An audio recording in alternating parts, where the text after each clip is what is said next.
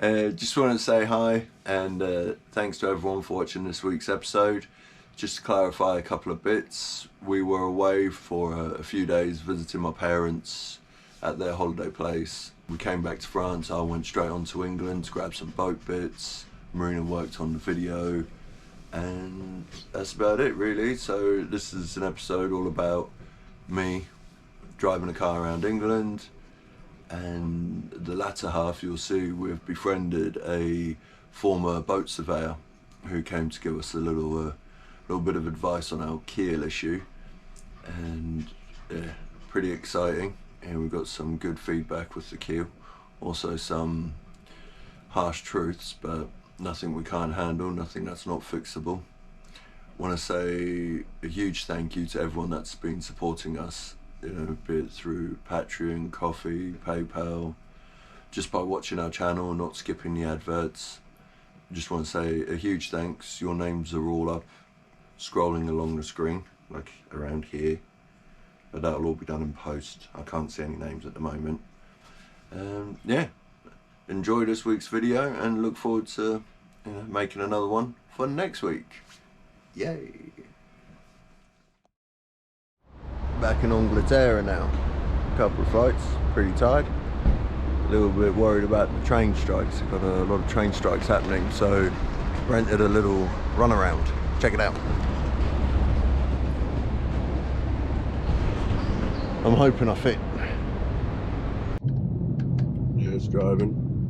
Quite nice. Little trip down memory lane. And here is where I went to college.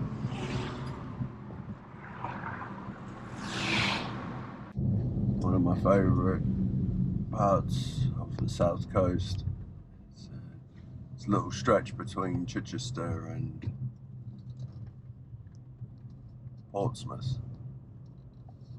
Let's see if we can stop and get some better pictures. Having the car is quite a nice luxury, and being able to see a couple of old sites that I find, well, that I really enjoy seeing. A couple of my favourite spots, I'll share them with you. This is Bosom, just the other side of Chichester. Hold on.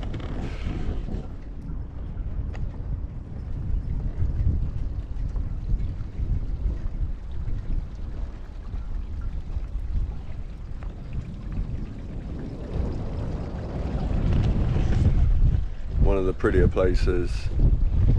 Sometimes I think how much I miss the smell of English mud. Something quite beautiful about seeing boats waiting in the mud, waiting for the tide to come in. Just stopping in an old marina, the marina where I bought my second boat from, at the little Macwester. And I was saying how much we miss England, we miss how the landscape changes, how things change with each tide. All the little boats, not really a big yard place, you know, big boat yard, but there's some nice sized boats in here. This is a marina that I spent a lot of my time at. Friends would visit and would often say, well, how do you get the boats in? On the tide. But where's the water? It's coming. Yep, a lot of time spent here. Fond memories of the place. Probably spent 2 years here. 2, maybe 3. Yeah, it's where it all started. It's where I got my first boat, little 21 footer. Then you saw where I got the next boat, the second boat, the 26 footer. As like every marina, not a lot changes. Ooh, nearly fell in. Dear old friend of mine, that was his boat. He passed. Yeah, a couple of nice boats. Another stop. 2 gaskets. Doesn't seem like a lot, but it means we can get the heater working. So deck gasket and the window gasket. Now on to the next stop to get stripper rings. Alright, let's go. Can't come to the Hamble without the classic trip to the Chandlery barge. There she is. The Aladdin's Cave of crap. Total treasure trove of boat stuff. You name it, they probably don't have it, but you'll walk away with more. Huh. That's a big cleat. Look at the size of it. New, old, who knows?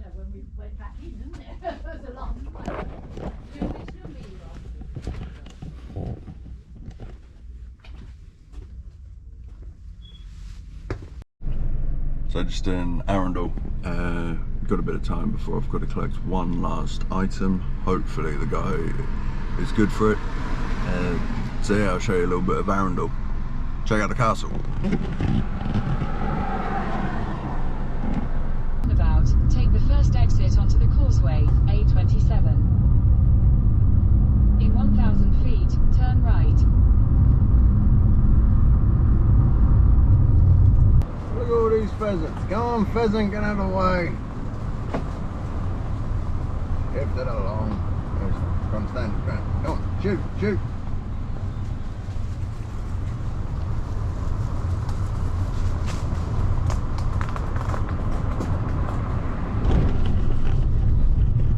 Some that missed, they were lucky, escaped the gun. We're finally back on the boat. I got a little suitcase from England of treasure, so I felt a bit bad for recording in the airport. I always get a bit like paranoid that I can't record at the airport. So I had to buy this wee little suitcase. Gulliver. Oh, Gulliver, yeah. Oh, bag of crap. That was alright. I like it. Okay, let's see what we got. Bob gave us some stainless to practice with. Ah, to practice your welding. Yeah. I think these I bought the wrong size, but I might be able to trade them. What is that? This is the packing for the rudder ports, and I think I messed up there. Elon didn't want the coffee. I stayed at my friend's house. I was like, "You gonna have the coffee?" He's like, "Probably not." Okay, so bits for the tailor. We got these. I got some of these. They're only. What's this for? This is for the winches. Yeah. Oh, this is from the chandlery barge. So yeah, I've got a couple of these. Can I see them? £6 each. So this is what we needed to fix one of our winches. Nah, just thought for £6 I'll get some spares. Ah, okay. This is a gamble. What is that? One of the winches doesn't have the stripper ring, so I bought these in hope that they might work. So I'm going to go test those later on. Okay. Stuff for the tailors. These are spares for the tailor. Yeah, for the tailor heater. Can you open them? Yeah, so it was literally a whistle-stop tour, as you've gathered. It was only gone not even 48 hours. Yeah. It was alright, I managed to get away with wearing shorts. With wearing shorts? What is this? That is... To fill it up? Yeah, because you've got to prime it with methylated spirits. Oh, okay. When I bought those for the winches, olives for the fuel line. Oh. You best double check, so I don't know. Another thing that I had to pick up, the collets on the winches were a little bit deformed, and some fella in Chichester makes new ones. So I bought a handful of these. So those are for the winches I bought. You also threw in some springs for the winches. I've got a fancy tiny little one. A fancy PBO bag. I got some of these from a Chandler's, £5 each, new. I took the labels off. Just What's that for? Non-return valves for the bilge pumps. Nice. A service kit, £15 for a service kit. For a bilge pump? Yeah. Yeah, they retail for 35. Nice one. These were the expensive bits. Yeah, flexible coupling. And this, which is really heavy. Is what? The shaft coupling for a Yanmar 4-inch shaft. Yeah, it is really heavy. This is, I don't really want to open these. But what is it? The gaskets for the tailor heater. So deck gasket and a little bit of foam that sits inside the box, on top of the burner, inside the box. It'll all make sense at some point. Plus a new mica window and some other tripe. Ah, that's there. Yep, Nice. that's all there. I didn't want that getting damaged. The last bits of rigging that I accidentally did not take because I didn't measure them, but they were correct. From Bob. Yeah, yet again, cheers Bob. So that's all the rigging stuff.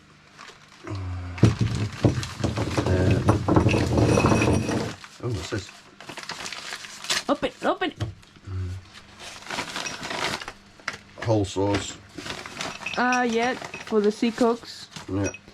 Nice.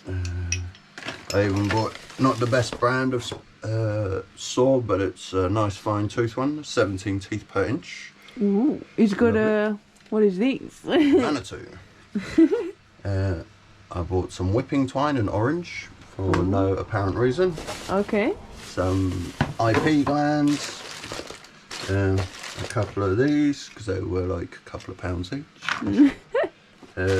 I bought these. I got the 2 packages of 6 for 12. They are for the, can you open it? Yeah. It was a bit of a, treat myself to a little teak. Hopefully they fit. Brilliant. They're bigger than what's needed, so. Well, we just have to make the hole a bit bigger. Yep. And the depth is almost perfect. Nice. So yeah, they were, I got 12 for 20 quid, 2, 4, 6, 8, 10, 12 of those for £20. So that was it. That was my trip to Angleterre. Yeah, good job. One of the most important things was to get this tailor's heater sorted, because in under a month the electric bill goes into the winter rate, which is obscene. I'd give you a figure, but you'd all prolapse. Yeah, so We'll save you there. Yeah, save you the embarrassment. So, as you know, we got donated that tailor's heater. So most importantly, over the next couple of weeks is to get this tailor's in and get a solar setup so we can survive. Well, so we can keep the beer cold essentially. Everything else, not just that, but yeah. I've got a head torch, so we don't need to worry too much about lighting. Yeah, we do. It's pretty dark in this boat. Yes, you can tell the season's starting to change, and we still think it's summer. Well, it's still summer during the day. It's just autumn at night and in the morning. Yeah, no, but the weather is about to change, so. So We need to get it all sorted before November. So yeah, we're sort of against it, but it's good. It gives you a little bit of motivation. Okay, nice one. A very exciting package has arrived.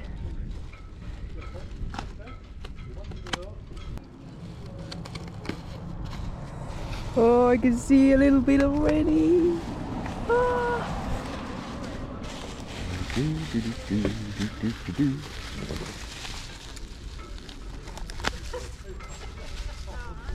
Simon, you did a really good job wrapping this up. Simon, a lad who watches our channel, made us some cool things. Let's see what they look like. Oh, more cutting to do.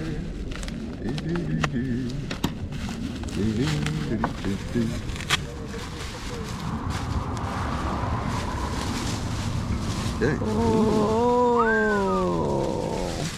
They're probably not going to break like the other one. Oh, they look so good. Yeah, they do look stunning. Alright. It's perfect.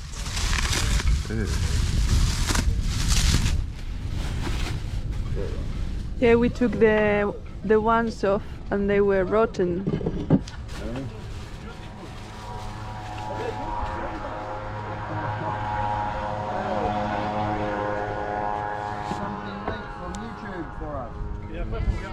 Ah.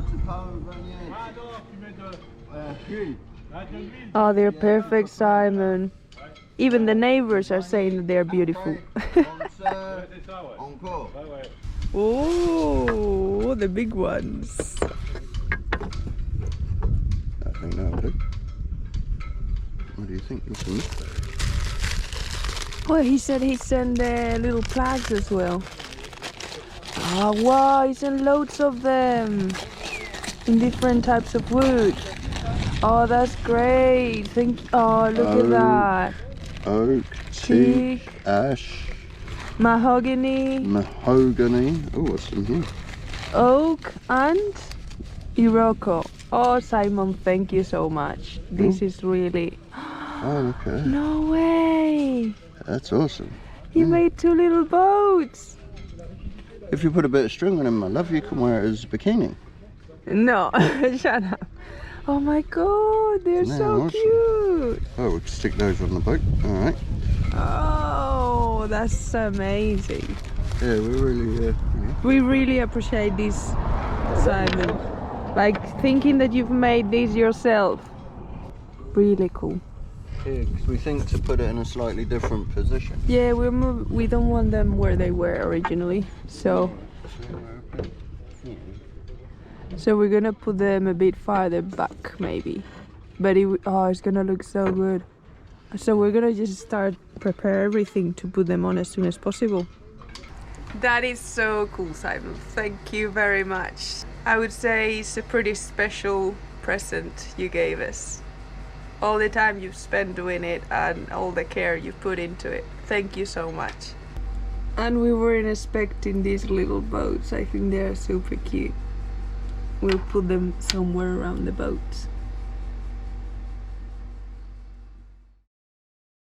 Another thing we need to install before the electric goes up is the gas cooker that we got last year.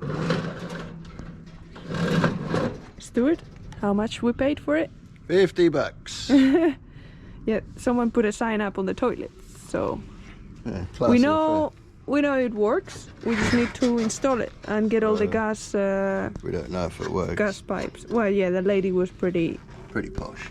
yeah, pretty posh lady, so she said it worked. They just wanted a new one. And we have just seen that our tomato plants have tomatoes. Stuart discovered them a while ago. I wasn't sure about them being tomatoes, but yeah, they are. Look. I wonder how big they're gonna get. There's one here. And another one here, right next to the water.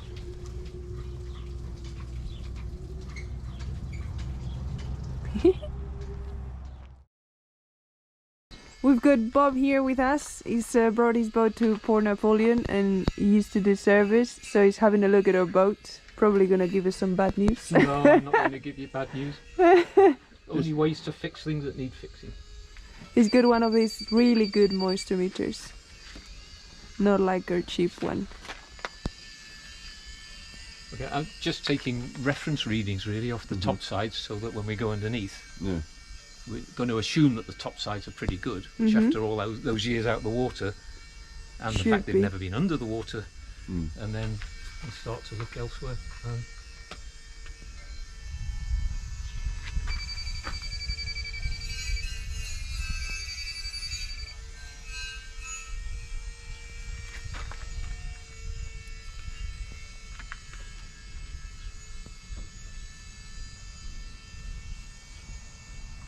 It would be a long job to go over the whole lot, and I will later. But, Okay. the keel mostly, I just really wanted to see what was going on up there. Okay.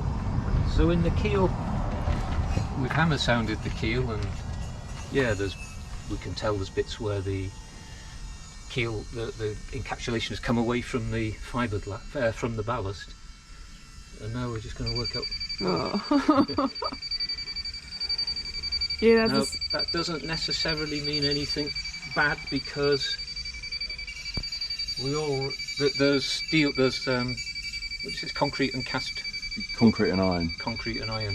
The iron will make the Tramex. because that measures conductivity, right? Yeah. So that, but we know there's moisture in the keel. Yeah.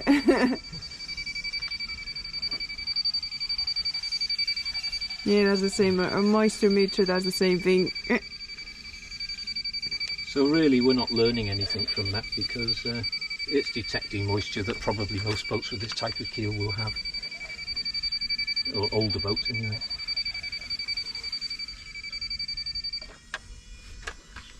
So that told me just about nothing. Yeah, we. Well, it made a sound, so Sound, yeah, sound you don't like to hear. But, Yeah. adds for dramatisation, you know. Yeah. Okay, what I would suggest, I think eventually you may well need to go in from the top as much as anything to make sure nothing else can go in from the top again, and that might mean going a little bit, cutting out a bit more than you originally thought. But before any of that,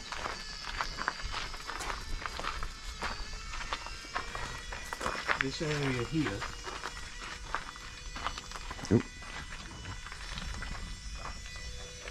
that looks like some sort of very dodgy repair in the past. It's really hard to say, but that just looks like different layup to the original. And this is delaminated, has never really adhered from the looks of it. And what I think we should probably do is cut this out. And we know they're going to have to rebuild this area, but take the opportunity to have a look inside and just see if we can see anything before we go any further with. I mean, this is working. What you're doing here is a good job, but what we don't really know is this stuff going everywhere it needs to. So I think we just go back a step. Perhaps would be an idea and have a look in here. Yeah. Grind it out. Grind it out. Grind, yeah. You could cut it out, but yeah, if you grind it out, at least you're going slow. Yeah, Bit and by bit, we can and- see slowly what's going on. Yeah, and you might reach the point where you think, I don't need to go any further. Yeah. In which case, well, don't. Yeah. But certainly got to get back beyond where this Yeah. well, I think say delamination. I don't think it was ever laminated. You know, it looks like it never stuck, Never bonded. never bonded. Yeah. You could, could just almost sand that bit out just to have a look. The only reason I suggest sanding is because it's a bit cleaner than grinding. So yeah, just take that out just to have a look, and then It almost feels like you can already see the back of it, like that there's not much fiberglass left in there. But Well, I think the glass is probably at least that thick. oh no. well, you can see there on the hole Oh. for the. Up here, they tend to lay it up thicker towards the forward end of the keel. Because most of it is probably 10 mil. Yeah, well, I think that's probably about, yeah. I mean, that's heck of a lot of glass, 10 mil. Oh, is it? Modern boat builders wouldn't Yeah. put that much glass.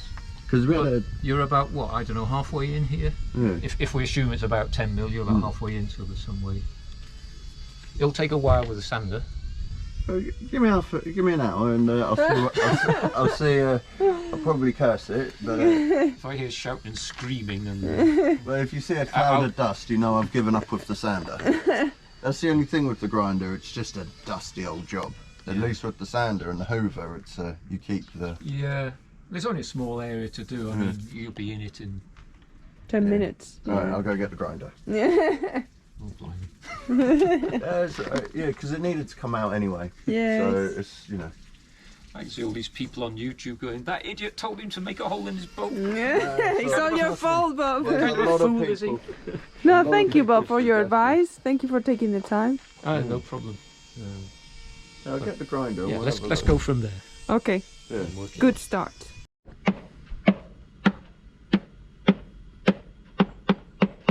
This bit here is pretty bad. Yep. Alright, cool. There we are. Stand clear.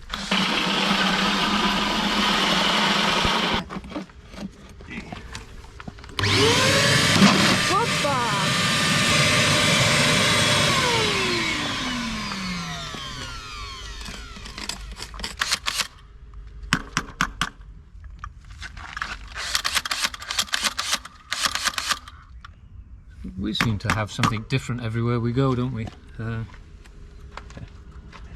that keeps on giving. Yeah, I mean the glass is exactly the same as that other one. It's not Oh, sorry, honey. Yeah, delaminated. okay. But we've got this bigger gap here, which I can think is probably partially because sitting on here is bulging it a little And bit. it's been sitting in there for 15 years. Yeah.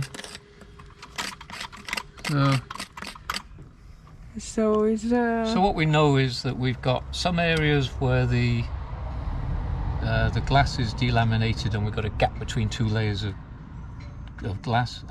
Some areas where it isn't delaminated, we've got a gap between the ballast and the glass. And so the system you've been using with that underwater epoxy will cover both those eventualities. So I think that's the way you need to go. Carry on injecting. Oh, so after all the holes, just carry on doing the same. So you come here, ask us to make many holes. No, I think it's a good thing we did this because we were just guessing what was going on, and now we have an idea of what can be the problem. And you also know that somehow or other you got really lucky and did the right thing, even though you didn't really know what was going on. But Blind optimism. yeah, Sailing 101. Yeah, you can see that the concrete is moist. I don't think there's any point making any more holes now because we're just going to find variations of what we've already found, and we know what the answer is. So Yeah. Just keep pumping that stuff in. drilling fill. I'll show you the other holes.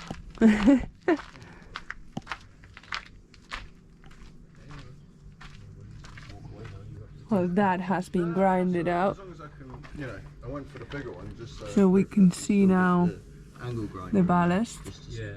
which looks in pretty good nick.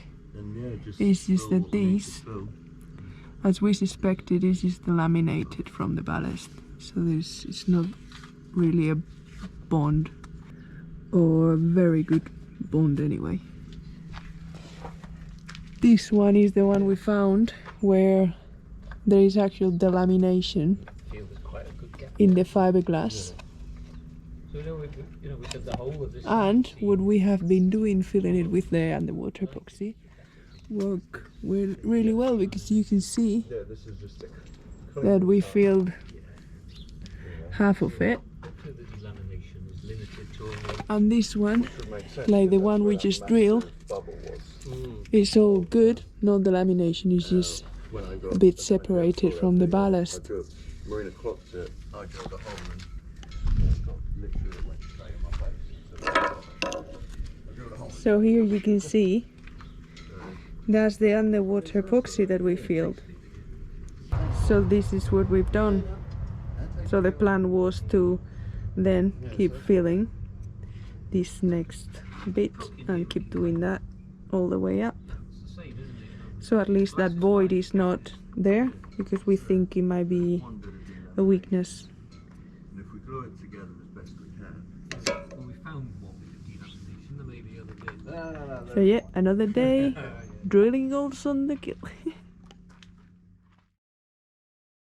Yeah, I think we should sort of start with the positive things that we saw yesterday. So, in having a look at that sort of repair at the front of the keel, God knows what went on there in the past, but I wouldn't be surprised if that's something that went wrong during the layup, and then in the yard it was done, rather than something that happened subsequently. But we'll never know. But of course, it revealed a big area of the ballast, and I thought that was really good news. That ballast, the concrete. You couldn't see any of the iron sticking through it, nothing like that. It looked good, it looked intact. One big worry out the way, because it kind of means that where there are bulges, well, it probably isn't anything to do with iron and rust and pushing out. So, yeah, that's one big positive point. That's the first bit, and then but we spotted some delamination in that area, didn't we? So decided to have a look at the bulge and see just what was going on there. And when we spotted the delamination in that area, I had a horrible feeling that, could the whole lot be like that, and that would be bad news. But it wasn't. But the other good news out of that is that the piece you cut out was right where you'd injected your waterproof epoxy, and that had worked a treat, hadn't it? Yeah. Okay. It hadn't gone where everyone thought it was going, between the ballast and the glass. It had gone where the glass had delaminated, but nevertheless it didn't half bond it together, and so that showed that that's working really well. So that was another positive.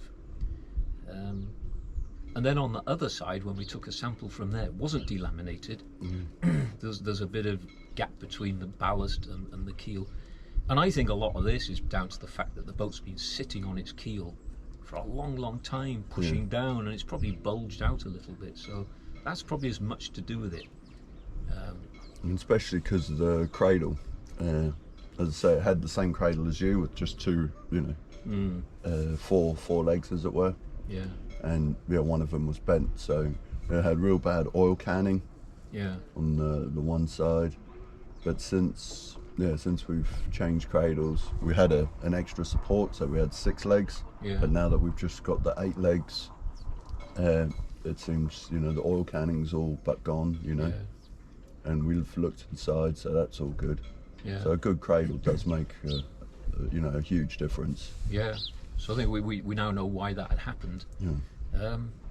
What else was positive? Well, all of that really. I think the big positive was that all that side where I hammer sounded and thought, oof, was not delamination. Yeah. It was just simply a bit of a gap. Of course, once you fill that, Yeah. it's never going to come back in because the filler will stop that. Yeah. But it'll be well bonded, it will be strong. Surprised really how thin the layup was. Yeah. You know, you see my boat, it's Inch thick. Yeah. yeah, and most of the boats of that era were. Even Waves Goose, our previous boat, had a big layup, like a lot thicker layup. Yeah, this is quite thin, and I'm quite surprised, but there we go, it's what it is. So I think in view of all of that, the work you've been doing with that epoxy is brilliant. I mean, in my days surveying yachts, I don't remember there being a product like that, or if there was, I didn't know about it. And when I saw you on video doing that, I was a bit not sure. But Like now us. having seen the results, Yeah. so way to go really. It's just we'll have to Yeah. drill a lot more holes and inject it in a lot more maybe than you Yeah. originally thought. But once that's in, this thing is just going to become a big solid mass and very strong. And I would suggest, you know, yesterday you said you were going to put some extra glassing around the keel, and I didn't really think that was a very good idea until we took the core sample and saw how thin the layup was. So yeah, I'm with you on that now. I think once you've finished all that filling and fairing, glass over and just give it a bit more strength. So yeah, there was moments yesterday when I thought, oof, this doesn't look good, and you know, you didn't really know what to say, whether to say that it doesn't look good, or because I know all the hard work and effort you've put in. But you know, now we look back on yesterday at all the positives that came out of that. Yeah, I think it's retrievable, and you were already on the right track. So Oh, cool. brilliant. Oh, well. That's Bob's, the surveyor, his opinion of the keel issue. So, yeah, all good. All good news in a roundabout way. Just got to drill more holes and put more gunk in. Yeah, keep drilling holes. I love seeing people make holes in their boat.